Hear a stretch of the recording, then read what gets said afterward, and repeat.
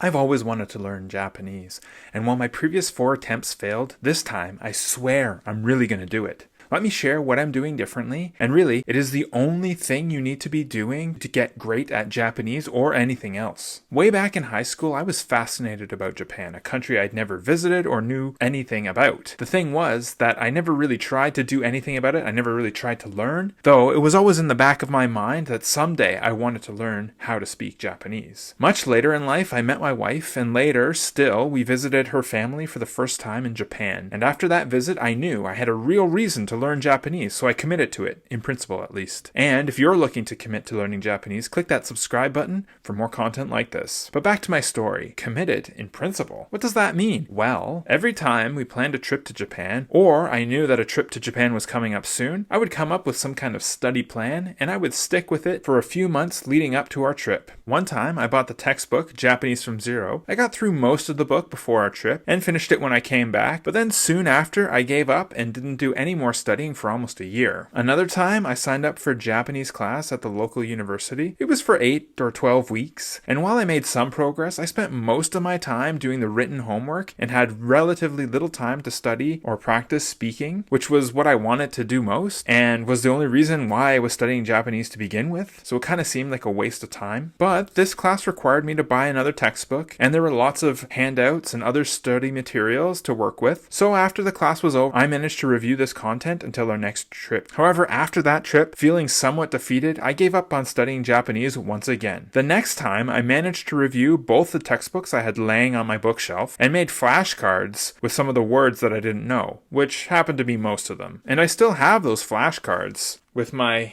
impossible to read hiragana.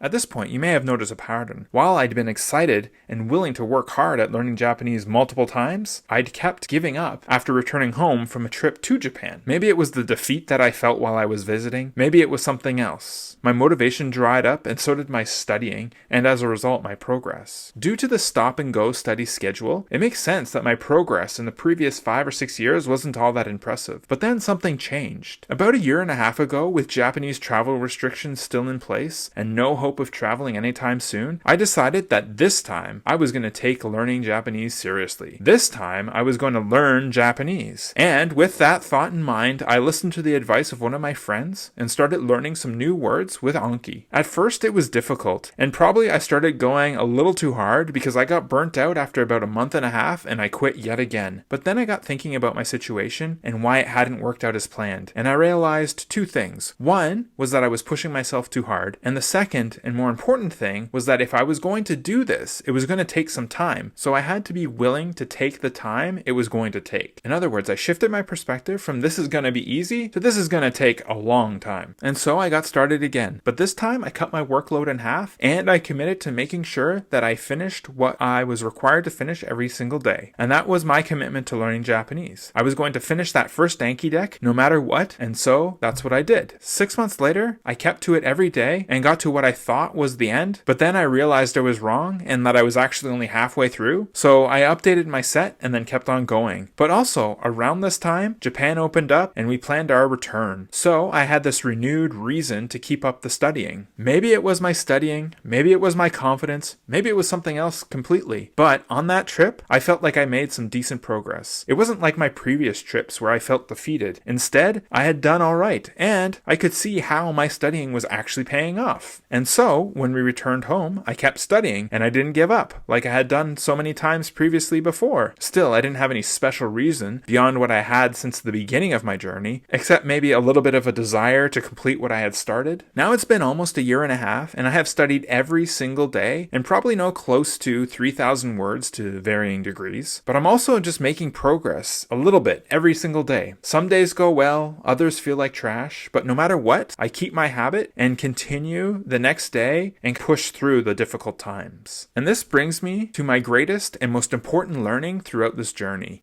consistency. You just have to keep pushing, no matter what happens. Even if you don't want to, even if it feels like a waste of time, even if you feel like you're making no progress, under no circumstances can you stop. Because if you do, then that will become your habit, and it will get more and more difficult with each passing day to get back into that original habit that you worked so hard to maintain. I'll be honest, at times I thought about giving up. Why am I even doing this? But then I remember, this is what I want, and this is what I'm going to do. And that is enough to keep me going. The thing is, getting good at anything takes time. So if you don't have persistence and consistency, you'll never see your goals becoming a reality. And this is the biggest lesson I've learned on my Japanese learning journey. Let me know what you think in the comments below. Thanks for watching. Click that like button and subscribe.